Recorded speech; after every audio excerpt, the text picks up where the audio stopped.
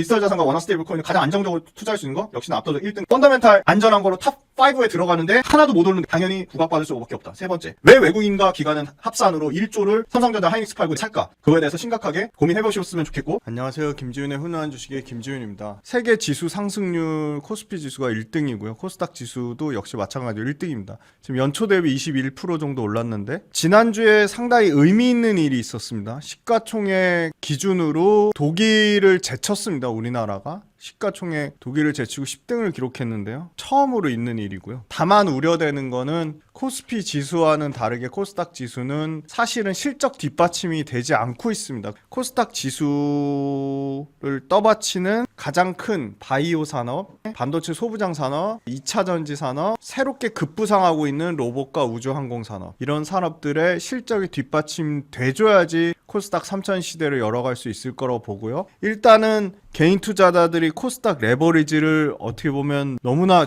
정말 단기간에 무지막지하게 매수해서 그 코스닥 150 레버리지에 있는 종목들이 올라갔는데 계속 올라갈 수는 없습니다. 철저하게 코스닥 150 레버리지 종목들 간에서도 어떻게 보면 철저한 옥석 가리기가 진행될 것으로 보고요. 기관 투자자들이 새롭게 어떤 자금이 있어서 샀다기보다는 코스닥 150 레버리지를 개인 투자자가 ETF로 엄청나게 매수하면서 그거에 따른 그 금융투자 쪽의 해지 상품으로 보입니다. 코스닥은 조금 더 확인할 것이 필요하다. 다만 지금 제일 중요한 거는 지금 이재명 정부에서 부동산을 완전히 때려잡아서 지금 부동산을 실제로 그냥 보유하는 것조차도 세금을 강하게 너네 안 팔아? 그럼 보유세도 대폭 올릴게. 두 번째는 1주택자도 1주택이 실거주용이 아니라 만약에 이거를 1주택을 투기 목적으로 투자 수익으로 활용한다, 투자 수단으로 활용한다, 강력하게 규제를 하고 있고 더 심화될 것 같아요. 이미 돈 있는 분들은 부동산에 있는 자금을 상당 부분 주식으로 옮기는 일종의 대전환의 머니무브가 일어나고 있습니다. 이게 단기적으로 일시적으로 끝날 것 같지는 않고요. 역대급으로 금요일에 주식 예탁금이 주식을 사기 위해 증권계좌에 돈을 넣어놓은 게 103조를 돌파했습니다. 103조 어마어마한 실탄이고요. 만약에 기관 외국인이 매도 물량을 쏟아내도 개인 투자자들이 이 103조라는 엄청난 돈으로 주식을 사겠다는 겁니다. 또 하나 재미난 거는 연기금이 국내 주식 제한선이 있었는데 0.5% 제한선을 상향 조정했습니다. 0.5% 얼마나 되냐 하겠지만 돈으로 치면 7조 5천억에서 8조가 되는 돈이고요. 코스닥 쪽에서도 일정 부분 투자하거나 코스닥을 육성하지 않으면 페널티를 주겠다는 정부의 정책적 의지가 있어서 연기금의 코스닥 비중 강화도 충분히 예상해 볼 수 있습니다. 시총 1등부터 3등까지 과연 안 오른 종목이 뭐가 있을까 봤더니 딱 한 종목이 눈에 띄었고 마침 그 종목이 외국인 기관 순매수 1월달 들어서 1등, 외국인 순매수 1등이었습니다. 외국인 기관 합산 순매수 1등을 안 다뤄드릴 수가 없죠. 코스피 1등부터 30등까지 평균 상승률 19%고요. 최고점 대비 하락률 21%입니다. 코스피 지수를 초과하는 종목 삼성전자, 하이닉스, 현대차가 주가가 많이 눌렸죠. 15% 고점 대비 하락했지만 여전히 연초 대비로는 63% 올라가고 있고요. SK스퀘어가 SK 하이닉스를 중간 지주사로 보유하고 있는 모회사란 그거 하나로 36%, 하나 에어로스페이스가 29%, 기아가 25%, 삼성물산은 자회사로 뭘 갖고 있죠? 삼성전자를 갖고 있죠. 24% 연초 대비 지수보다 초과 상승이 났습니다. 네이버가 철저하게 소외되면서 연초 대비 10%밖에 상승을 못했습니다. 최고점에는 41%나 하락했습니다. 여전히 저는 네이버가 가진 모멘텀은 엄청나게 많다. 네이버 충분히 로봇에 대한 모멘텀 받을 수 있는 기업입니다. 이 새로운 자산, 금융 자산 시장의 대변화를 일으킬 디지털 자산, 스테이블 코인의 국내 관련돼서 주도주, 국내 원화 스테이블 코인을 이끌어갈 주도주로 충분히 네이버가 주목받을 수 있다. 세 번째, 에이전트 시대의 커머스 관련돼서도 네이버가 주도주로 주목을 받을 수 있다. 로봇, 스테이블 코인의 모멘텀, 디지털 자산의 플랫폼화, 에이전트 시대의 커머스, 핀테크, 네이버 페이, 네이버 웹툰, 상당히 많은 네이버 콘텐츠가 가진, 네이버 플랫폼이 가진, 심지어 네이버 데이터 센터도 합니다. 이 8가지의 모멘텀이 네이버의 주가를 방치하진 않을 거다. 아니나 다를까 외국인과 기관이 삼성전자, 하이닉스팔고, 네이버를 미친듯이 사고 있습니다. 아무도 네이버는 얘기하지 않고 거들떠보지 않기에 제가 네이버를 다뤄드리는 거고요. 우리 김지현의 훈훈한 주식 가족 여러분들은 네이버를 좀 집중적으로 잘 봐주세요. 뒷단에 16등부터 승 사이에는 하나오션부터 카카오가 있고요. 뒤에 폭발적으로 성장하는 HD 현대 일렉트릭이 다시 연초 대비 42%의 성장을 나타내고 있습니다. 최근에 폭발적으로 주가가 상승한 삼성, SDI가 있습니다.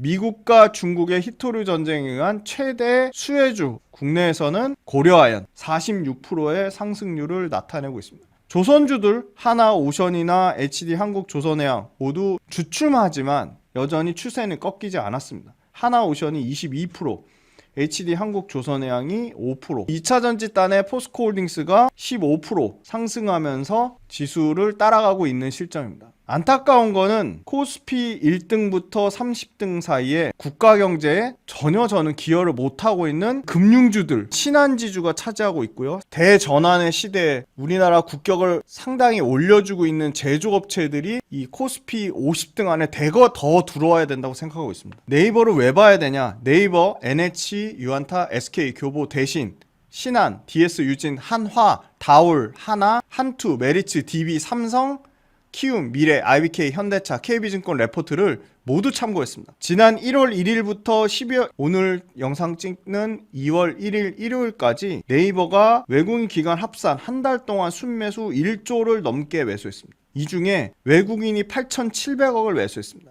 기관 순매수 1등은 보시면 코덱스 레버리지가 1등입니다. 그런데 외국인 순매수 보면 네이버가 1등입니다. 압도적 1등입니다. 8,700억. 2등이 재밌어요. 2등이 하나오션이고요. 3등이 셀트리온이고 4등이 삼성중공업입니다. 외국인이 한 달 내내 매수했는데 네이버의 고작 수익률은 12%입니다. 근데 여기 보시면 한미반도체가 61%나 올랐고요. 현대건설도 45%나 올랐습니다. 심지어 무거운 지주사 SK도 28%, 역시나 지주사 삼성물산도나 올랐습니다. 두산 9%, 그 무거운 통신주 SK텔레콤도 34%나 올랐습니다. SK텔레콤보다 네이버가 펀더멘탈이 떨어질까요? 한미반도체보다 네이버가 펀더멘탈이 떨어질까요? 신한지주보다 네이버가 돈을 못 벌까요? 영업이익이 낮을까요? 전혀 아니죠. 상대적으로 물론 12%도 오르긴 했지만 아직 네이버의 갈 길은 여전히 많이 남아있다라고 보고 있습니다. 디지털 자산 기본법에 대해서 민주당이 2월 달에 발의 예정에 있고요. 코스닥 3,000 돌파를 해서 굉장히 중요한 얘기를 했습니다. 코스닥 3,000 그냥 돌파되는 게 아니라 디지털 자산 기업의 역할이 커져서 디지털 자산 기업들이 코스닥 3,000 돌파에 마중물이 될 거라고 밝혔습니다. 6월 달에 원화 스테이블 코인 논란 관련해서 모두 폭등했었습니다. 헥토 파이낸셜, NHN KCP, 다날, NHN, 카카오페이 모두 급등했죠. 그때도 네이버만 가장 적게 올랐습니다. 이미 글로벌 디지털 자산 시장은 빠르게 개화 중에 있습니다. 디지털 자산, 저 역시도 여전히 퀘스천 마크지만 이미 미국이 디지털 자산 인정했습니다. 미국의 월스트리트가 제도권에서 비트코인을 인정했습니다. 비트코인은 아직까지 소위 말하는 돈 세탁 측면에 어마어마한 규모를 차지하고 있기 때문에 비트코인이 망가질 수가 없습니다. 비트코인이 이제 금을 대체하는 수단으로 얘기가 계속 나오고 있습니다. 국내 제도화 2월 달에 민주당에서 입법 발의하면 올해 안으로 제도화도 머지않았다. 제도가 구체화되고 실제 사업이 진행되면 진행될수록 하반기 이 디지털 자산 관련된 수혜주에서도 옥석 가리기가 진행될 거다. 그럼 디지털 자산 관련돼서 가장 안전하게 투자할 수 있는 게 압도적으로 네이버입니다. 그럼 헥토 파이낸셜을 투자할 겁니까? 아니면 NHN KCP를 투자할 겁니까? 다나를 투자할 겁니까? 디지털 자산 시장은 이미 제도권에 들어왔다고 보고 있습니다. 미국의 최대 카드 업체 비자가 솔라나, 비트코인, 블록체인을 활용해서 USDC 정산 프로그램을 확대하고 있고요. 365일 24시간 정산 체계를 비자 카드가 구축하고 있습니다. 뉴욕 증권거래소도 토큰화 증권 플랫폼 개발 계획을 이미 발표했습니다. 미국의 예탁결제원과 나스닥이 토큰화 주식을 준비하고 있습니다. 미국에서 먼저 스타트 끊으면 우리나라도 충분히 가능성이 있습니다. 이미 작년 6월 달부터 온두와 엑스스탁스 토큰화 주식 발행이 시작됐습니다. 플랫폼을 통해 이미 토큰화 주식이 유통 중에도 있습니다.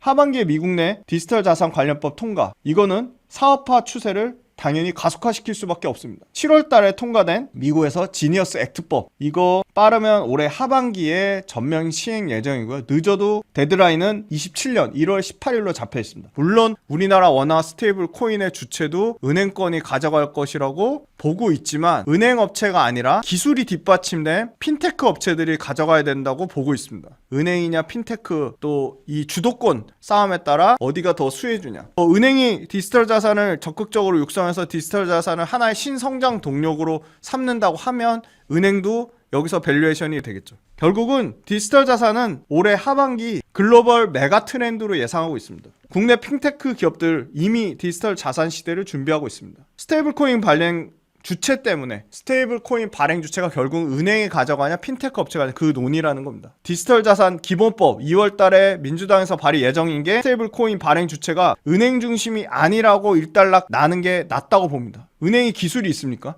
은행 기술 없죠. 디지털 자산 관련돼서 오히려 핀테크 업종에 긍정적인 모멘텀이 불어오고 있습니다. 결국 핵심은 디지털 자산을 유통하는 유통 경쟁력이라고 봅니다. 디지털 자산을 유통하는 경쟁력 은행이 있습니까? 없죠. 디지털 자산의 유통 경쟁력을 갖춘 거는 결국은 네이버와 카카오로 보고 있습니다. 네이버와 카카오가 디지털 자산의 유통 경쟁력으로 실제 사업화를 입증하고 있습니다. 그 압도적인 1등은 카카오가 아니라 바로 네이버입니다. 네이버. 이미 이커머스와 핀테크와 모든 것을 가능한 네이버가 가장 강력하다. 핀테크 역량, 거기에 암호화폐 거래소, 바로 두나무하고 합병을 통해서 블록체인 인프라까지 갖춘 네이버가 최대 수혜주라고 보고 있습니다. 블록체인 인프라, 핀테크 역량, 소비자 접점 서비스, 이 모든 1등 기업은 네이버입니다. 파이낸셜, 네이버 파이낸셜과 두나무의 합병 완료로 네이버는 국내 최대 블록체인 인프라 플랫폼입니다. 기존에 두나무가 가진 업비트는 중개 수수료 기반입니다. 중개 수수료가 96%지만 미국의 세계 최대 코인베이스는 리테일 수수료는 45%, 기간 수수료와 스테이블 코인 유통 수수료,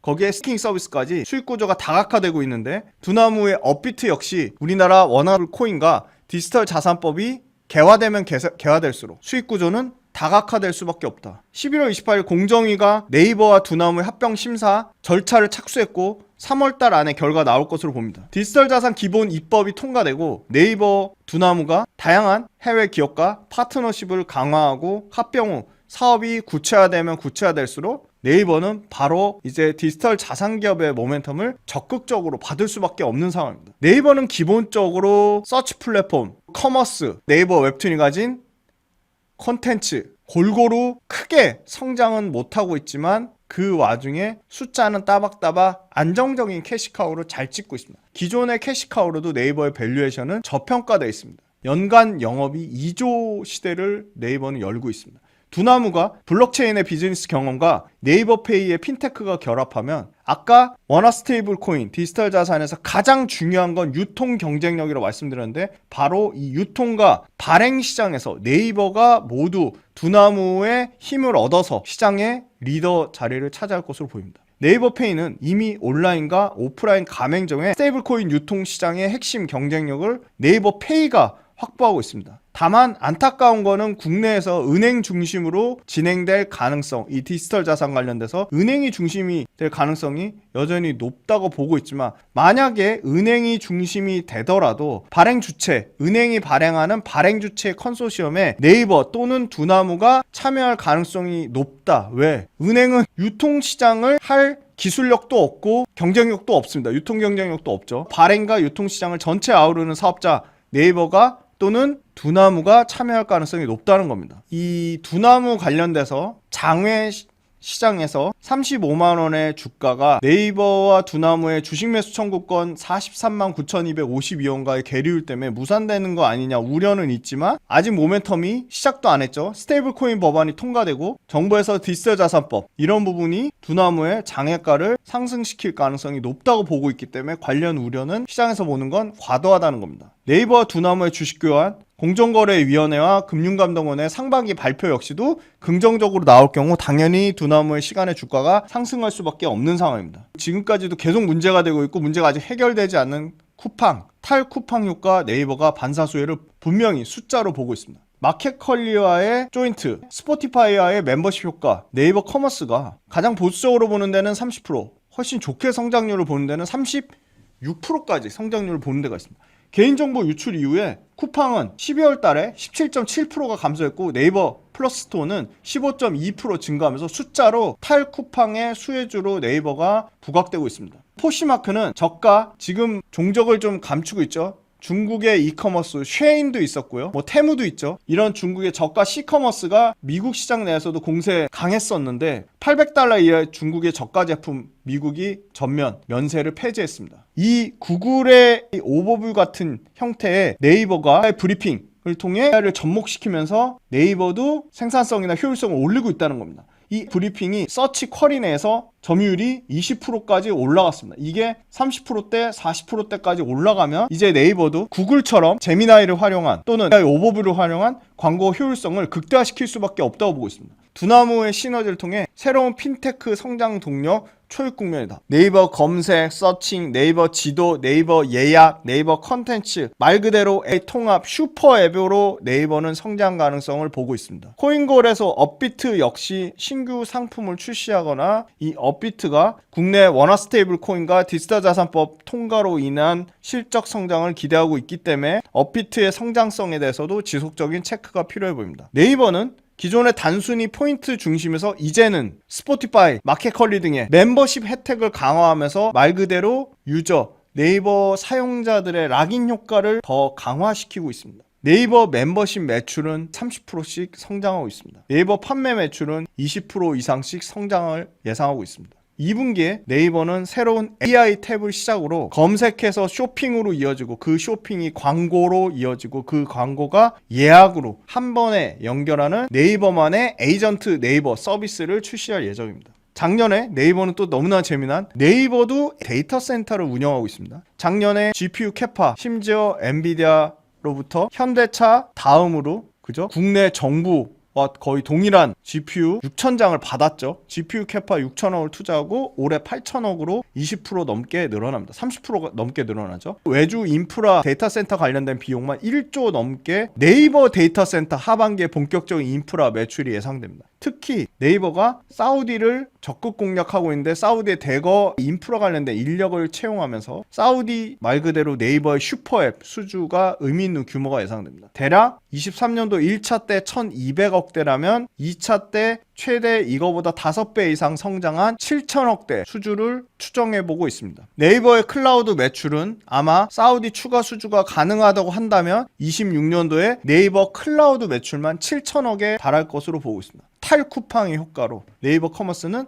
시장보다 훨씬 초과한 30에서 36%대 성장을 기록하고 있습니다. 네이버는 클라우드, 로봇 사업의 구체적인 전략이 더 공개되면 공개될수록 새로운 밸류에이션이 레벨업되는 단계에 있을 수밖에 없다. 네이버 최근에 평균 목표가는 35만 1,000원대까지, 지금의 현재 주가와 계류율은 28%입니다. 네이버의 최고가 목표가는 41만 원으로 계류율 49%입니다. 저는 디지털 자산에 대한 모멘텀이 계속 나오고 이커머스 모멘텀이 나오고 또 1분기에 호실적을 기록한다고 하면 최고가 41만 원을 훨씬 뛰어넘는 50만 원대 목표가도 충분히 나올 가능성이 있다고 봅니다. 네이버의 외국인 지분율은 현재 40.8%, 국민연금의 지분율 9.3%, 세계 최대 자산운용사 블랙락사가 6.12%를 들고 있습니다. 결국은 네이버와 합병하는 두 나무도 코인베이스 같은 단순히 소비자에 의한 거래 수수료가 아니라 스테이블 코인, 스테이킹, 이자 및 금융 수수료, 구독 서비스 등 이러한 소위 말하는 스테이블코인 블록체인 생태계 내에서 다양한 수익 구조를 다변화할 수 있을 것으로 기대가 됩니다. 네이버는 이미 작년에 2조 2천억의 영업이익을 달성했고요. 올해 2조 6천억대 봅니다. 내년에 앞자리가 바뀌는 27년에 3조대 영업이익을 예상하고요. PER 아직도 19배밖에 안 됩니다. 제일 중요한 탑2 재무 관련된 제표, 영업활동 현금 흐름과 프리캐시로 잉여 현금 흐름이 1조 6천억에서 2조 4천억, 2천억으로 꾸준히 증가하고 있습니다. 영업활동 현금 흐름도 2조 6천억에서 3조 4천억, 3조 7천억으로 꾸준히 증가하고 있습니다. 영업이익률도 2%에서 내년에 19.4%로 영업이익률도 개선됩니다. 영업활동 현금 흐름이 실제로 네이버 영업이익 또는 당기순이익보다 큰 엄청나게 재무구조가 우량한 회사다. 카카오는 PER 41배입니다. 내년에 34배로 떨어진대. 카카오가 네이버보다 비싼 밸류를 받을 이유가 전혀 없다고 봅니다. 카카오가 비싸거나 네이버가 싼 건데 두 가지 다 해당됩니다. 카카오는 비싸고 네이버는 싼 겁니다. 자, 네이버는 최근에 아까 1월달 외국인 순매수 1등, 외국인 기관 합산 순매수 1등이라고 말씀드렸는데 최근에 외국인이 요 빨간 게 훨씬 많죠. 미친 듯이 사고 있는데 개인만 팔고 있습니다. 기관 쪽에서는 최근에 연기금과 사모펀드가 조금 들어오고 있는데 보험과 투신에서 일부 팔았습니다. 외국인 수급인데 기관이 줄기차게 팔아서 네이버의 주가 상승을 막고 있다. 카카오도 역시 외국인이 최근에 미친 듯이 살고 있습니다. 8거래 연속 순매수하고 있습니다. 그런데 기관은 계속 팔고 있습니다. 그런데 카카오도 연기금과 사모펀드 쪽에 매수세가 좀 들어오고 있습니다. 6개월 동안에도 20% 가까운 하락이 4번이나 나왔습니다. 언제는 20%씩 급락이 나올 수 있다. 네이버는 아직도 전고점 29만 원에 해당되는 거를 아직 돌파를 못했지만 상반기 안에 디지털 자산법과 여러 가지 스테이블 코인 관련된 법, 네이버가 가진 두나무하고 이게 순조롭게 진행된다고 하면 저는 전고점 당연히 돌파 충분히 할 수 있다고 봅니다. 외국인의 보유 비중도 바닥권까지 떨어지다가 지금 완전히 반등 추세가 나오고 있습니다. 큰 틀에서 아까 말씀드렸던 28만 7천 원과 박스권 23만 3천 원의 박스권을 돌파해야 된다고 보고 있는데 그 돌파하면 매물대가 없는 상황입니다. 지금 중요한 분기점에 와 있다. 카카오는 똑같은 박스권에 지금 있습니다. 전고점 돌파를 못했죠. 전고점이 지금 한 번, 두 번, 세 번, 네 번, 네 번을 계속 맞고 내려왔습니다. 근데 바닥권은 좀 지지하고 올라가는 모습이긴 합니다. 외국인 보유 비중이 꾸준히 지금은 우상향 추세로 올라가고 있는 상황입니다. 디지털 자산과 원화 스테이블 코인을 가장 안정적으로 투자할 수 있는 거 역시나 압도적 1등 네이버다. 두 번째, 코스피 시총 30위 중에 펀더멘탈 안전한 거로 탑 5에 들어가는데 하나도 못 오르는 네이버, 당연히 부각받을 수밖에 없다. 세 번째, 왜 외국인과 기관은 합산으로 1조를 삼성전자 하이닉스 팔고 네이버를 살까? 그거에 대해서 심각하게 고민해 보셨으면 좋겠고, 네 번째, 네이버가 기존에 벌고 있던 이커머스, 네이버 콘텐츠, 네이버 페이, 이제 디지털 자산과 결합, 또 AI와 결합, 성장 동력은 분명히 있다. 네이버는 지금의 가장 핫한 로봇과 관련된 사업부를 또는 데이터 센터와 관련된 사업부가 네이버의 새로운 성장 동력으로, 새로운 모멘텀으로 충분히 이어질 수 있다 말씀드리겠습니다. 빌리언스 캠퍼스 유료 구독 모델에는 유튜브 영상에 다뤄드리지 않는 빌리언스 캠퍼스 구독자분들만을 위한 영상과 매일매일 시황, 업황, 수급, 기업, 산업 집중적으로 분석해드리고 있습니다. 지방 오프라인 강연에 제 단독으로 진행하고 싶습니다. 오프라인 강연에도 어디로 와달라고 요청 좀 많이 해주시면 좋을 것 같고, 또 단체로 20명 이상만 된다고 하면 어디든 직접 가서 대면으로 만나 뵙고 싶습니다. 3월 달에 오프라인 지방 투표도 많은 신청 부탁드리고, 지금 코스피 5000 시대, 코스닥 1100 시대에 본인 스스로 판단해서 본인이 직접 투자 판단을 결정할 수 있는 힘을 기르시길 꼭 좀 부탁드리겠습니다. 감사합니다. 주간 시장 트렌드 두 번째, 월간 복귀 특강 외에도 당연히 매일매일 시황에 대한 제 생각, 시황에 대한 분석, 그때그때 어떤 이슈가 발생하는 것들에 대한 제 리뷰 당연히 다 달아드릴 거고요. 오래오래 즐겁고 재밌는 투자 라이프를 이어가는 페이스 브레이커 역할을 하는 게 제 목표입니다. 제 모든 것이 담긴 제 모든 투자 라이프 구독자분들한테 다 오픈할 생각입니다. 빌리언스 캠퍼스로 구독자분들을 기쁜 마음으로, 설레이는 마음으로 초대합니다.